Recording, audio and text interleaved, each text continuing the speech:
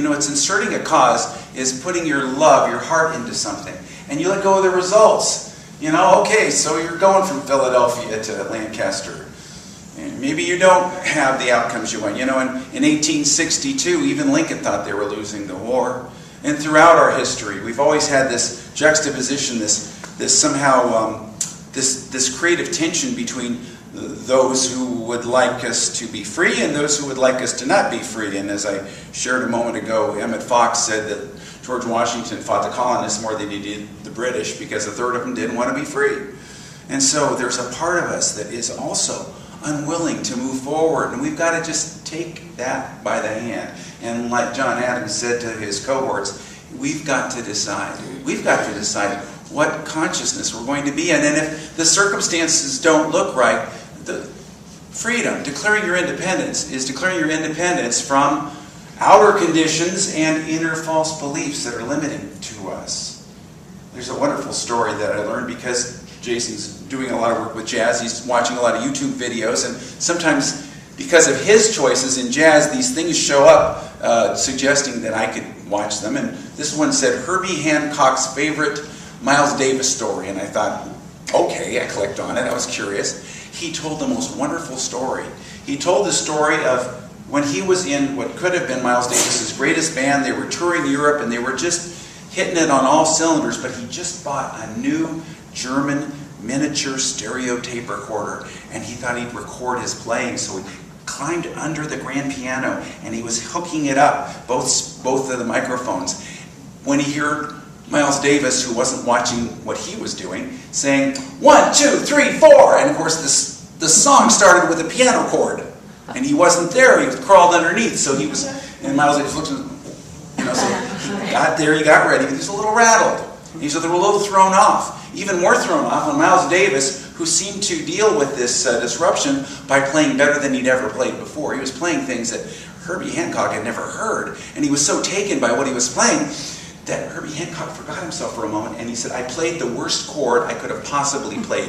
It fit nothing. It totally destroyed the improvisation, or so I thought, that Miles Davis was doing. And it was so bad that I just threw up my hands and I did a face palm for about a minute, during which time I listened to Miles Davis, who changed my bad chord into the right one.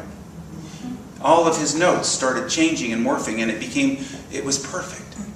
And he said, and afterwards I thought about what happened there, because if anything we played better.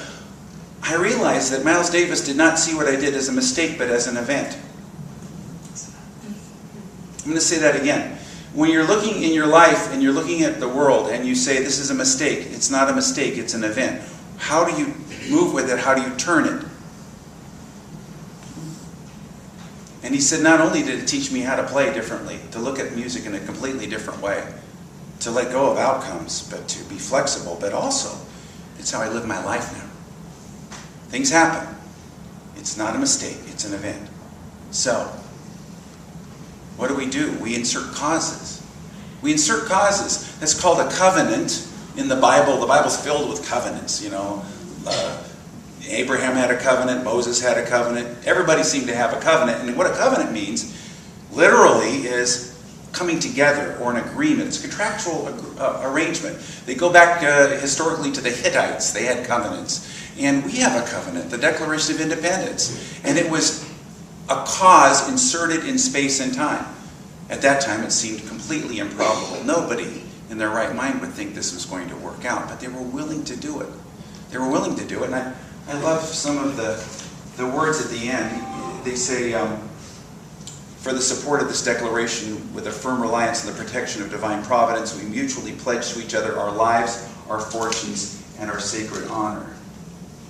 And so there was a desire to make a change, to change outcomes. Now in your life right now, I ask you to consider, where can you insert a cause?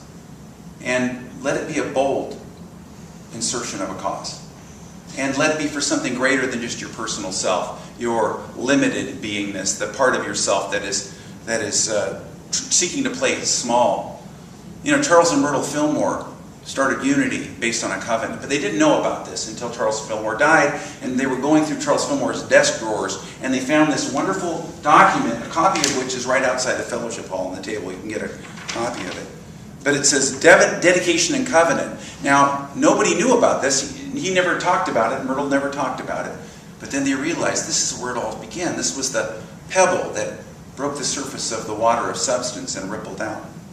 We, Charles and Myrtle Fillmore, husband and wife, hereby dedicate ourselves, our time, our money, all we have and all we expect to have to the Spirit of truth, and through it to the Society of Silent Unity.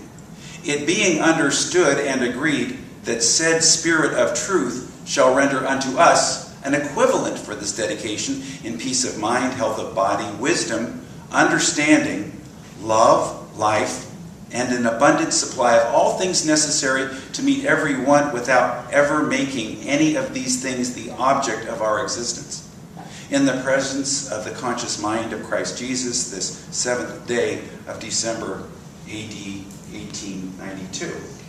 So, what is this? This is a covenant in your life, and we'll have an opportunity to do this once again at the end of my talk. We're going to place into the fabric of space and time, we're going to drop our pebble in, and we're going to watch this ripple take place. It's a powerful thing, and it's an amazing thing when it takes place. I was there when a friend of mine did this. He was a man in recovery. He'd been in recovery for a couple of years, but he had unfortunately lost his license, was on probation, and I had to drive him because he didn't have a license to his last probationary hearing where he was given back his license and he was given back his freedom.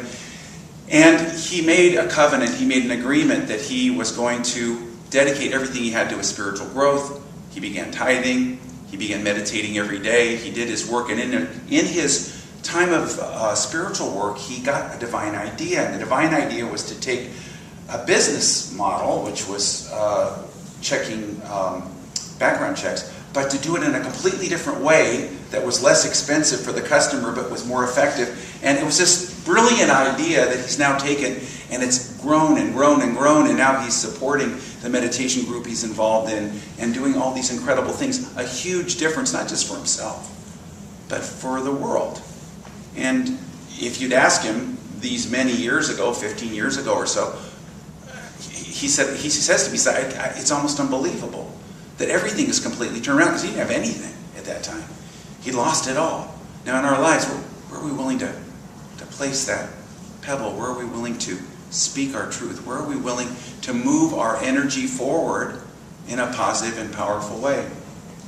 Many of you have heard of the New Thought minister Mary Morrissey, and she shared once early in her career a story that I haven't shared it in a Sunday until today, which is a wonderful story. That she shared that she had started she had a miracle healing as a teenager, and as a result got involved at a very young age, starting a non-affiliated New Thought group, and she started a church, and it maybe started with 25 people, it built up to maybe 15 people, it built up about 40, and then it fell down to about 15 in the 4th year. Well, she was guided to an article that talked about the growth of bamboo, and in this article it said, bamboo grows every year just a few inches until the 5th year, and then it takes off 8 feet. And she got this as a sign. She also got the feeling, shut it down and go on tour with your children with a clown ministry. And I remember getting a call from her asking to do her clown ministry in my church, and I didn't get it at all, so I turned her down, unfortunately.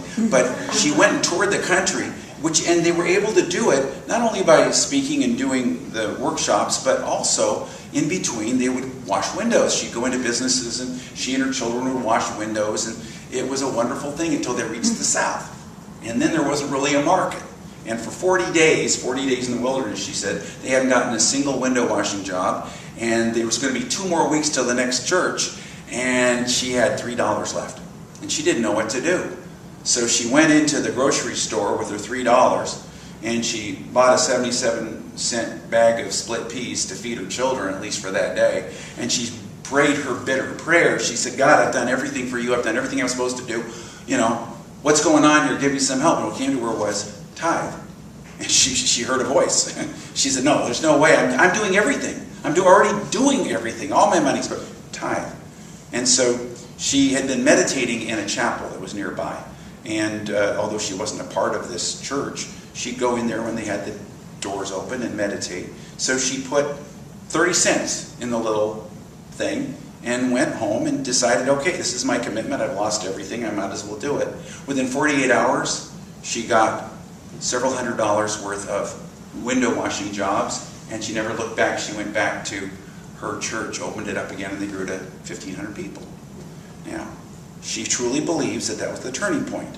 Just as the turning point with the Revolutionary War was when the British made what turns out to be a terrible mistake and conquered our nation's capital in Philadelphia, which nobody could have seen at the time.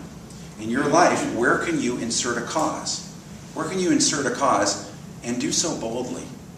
I'm being guided right now that this is a time for us.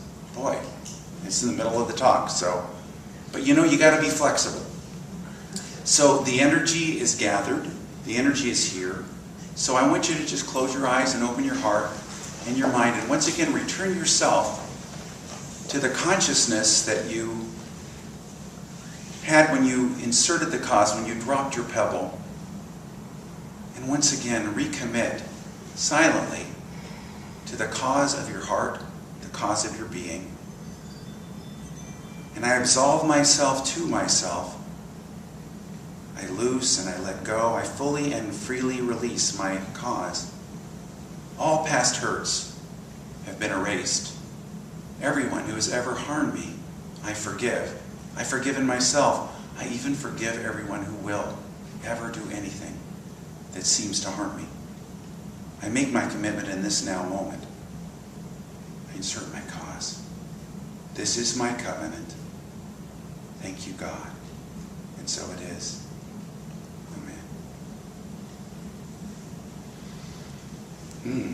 Well, there's another story I want to share, which I've never shared until this morning, and it was about a church. You know, every church I've taken leadership of, and I've been a minister for 40 years, has been in financial crisis when I got there, except for this one. And the reason why this one wasn't is because this was the only church where the board was actually tithing. And so the church was giving away 10% of its income to its spiritual sources. The other churches, a lot of them said they were, but in this particular church, they were saying that they were, but what I found out was that things were going down, down, down, down, and what it looked like it was going to go down below zero. And so I asked for divine guidance, and what came to me was to take a look at where the tithes were going, and I found out that they were going to the charitable desires of the previous minister, who, when she learned that we were looking at a possibility, met with me and explained to me that we needed to continue to do that. So I realized I was dealing with a sacred cow. So I asked the board, who I knew I was going to be doing some heavy lifting here, there'd be some resistance. So I asked them to hold a retreat. So we went to the sacred place, the Elms at Excelsior Springs, Missouri, which had healing waters. It was a really wonderful place that the Native Americans had seen as sacred. And we went there and we did some deep work, and in it I asked them to look into their hearts and look at this. Well, first of all, the day before, I spent the entire day taking mineral baths, getting body work, and then doing my spiritual work and revving up my energy and getting myself clear. And then I went in there, and as we went around the circle,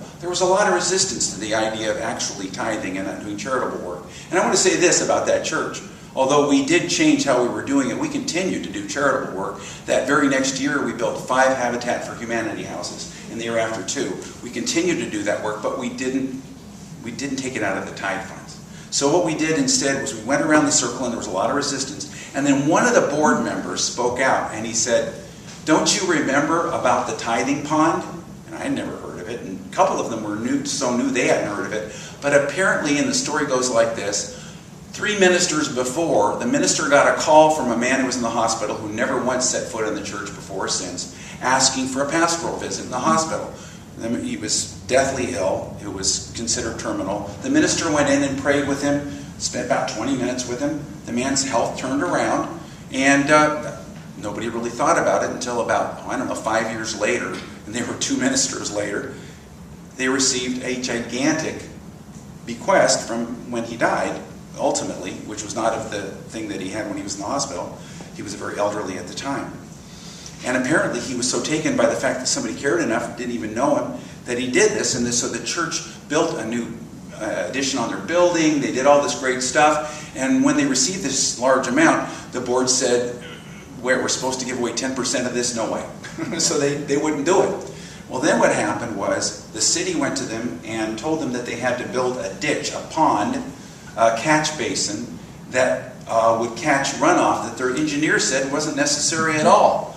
And then when they computed it, when they finally had to do it, it was exactly the amount they wouldn't tithe. So this guy said, well, do you remember that? Let's listen to this. And so they began to do it. And then something interesting happened. We went back, we committed to doing this work, and a woman who was in the congregation, who I didn't know, had heard that we were really in desperate straits.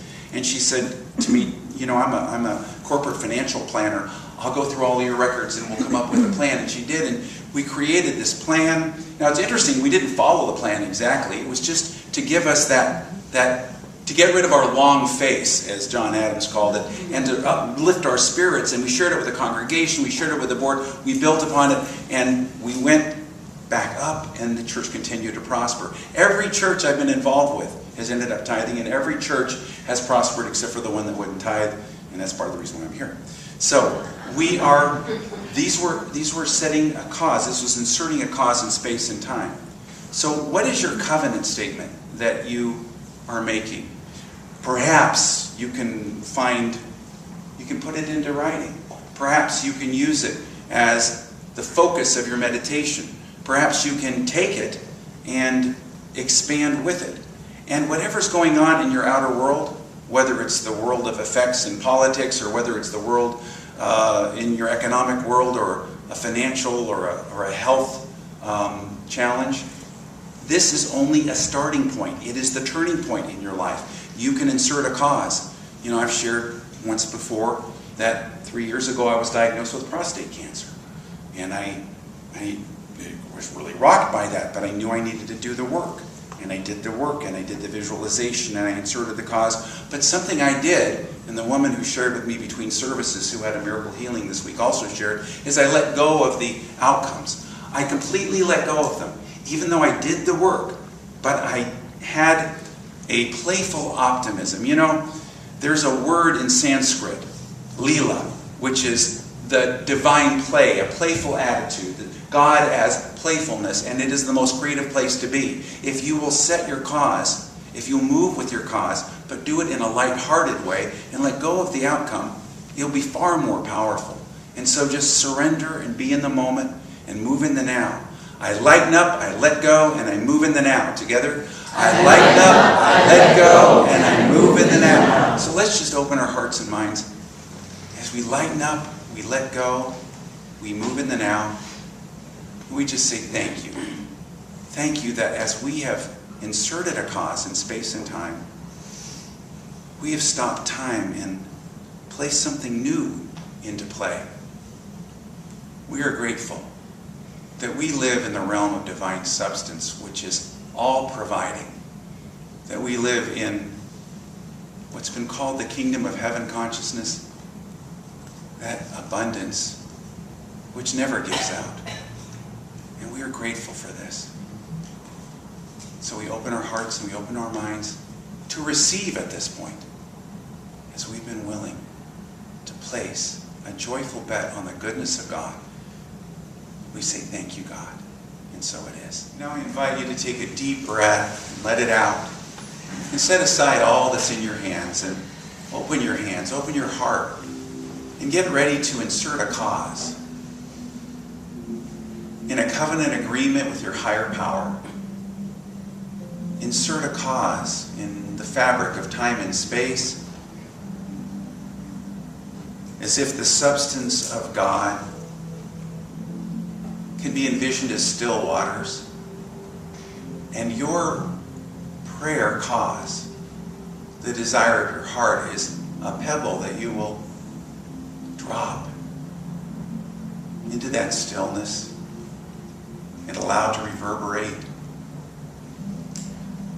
and expand into your world. And sometimes it's important for us to hold playful images, and so I ask you to Imagine a scene in a movie, maybe Harry Potter or some other movie, where they stop time and then somebody inserts something and then they start time again and a different outcome comes. And this inserting a cause is like that. We are inserting a covenant cause, a desired best outcome. Healing and peace. Peace on earth, divine order. Right action, right outcome.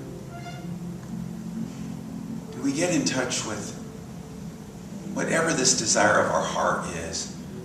For me, my desire is to move into God realization and to only have those experiences that support that movement. In language it the way you want to, the way it's best for you. What is the desire of your heart? What is the pebble between your thumb and forefinger that you hold ready to toss and watch? What is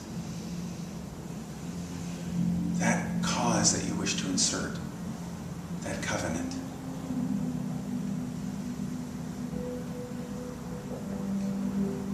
Declare your independence and your freedom, which requires no agreement from anyone else. You are the master of your fate. You determine the outcome. Many of us wait for God to do something, but God is waiting for us to speak our inner word, to stop time, to toss our pebble. And so we move into a quiet space in which we silently speak our desire of our heart and then let it go and watch the ripples in silence.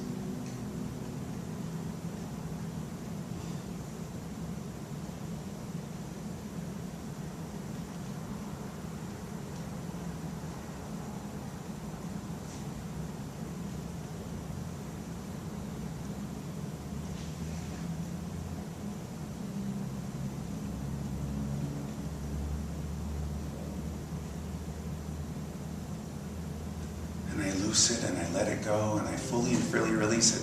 All that's happened is complete. I free this desire to its highest good and I free myself. And I am grateful. And as I move, Spirit moves with me.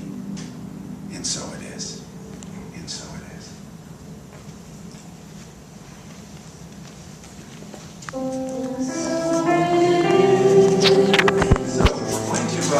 Take our offering, but we're going to do it by inserting a cause. And as we give our gift, we'll be inserting a cause. And to that end, I want to read something from Eckhart Tolle. He was quoting J. Krishnamurti, the great spiritual teacher of the 20th century, who asked his audience, "Do you want to know my secret?" And everybody got real quiet, wanting to know what's his secret. He says, "My secret is, whatever happens, I don't mind it." And then Tolle talked about it, and he said, you know, a lot of people think that means you no longer take action to bring about change in your life. On the contrary, when the basis of your action is inner alignment with the present moment, your action becomes empowered by the intelligence of life itself. And so letting go of the resistance and then setting a cause. That's what we're about today. So, I set a cause with my gift and I receive abundantly. Together? I set a cause with my gift and I receive abundantly. Silently. And together aloud. I set a cause with my gift and I receive abundantly. And so it is. Amen.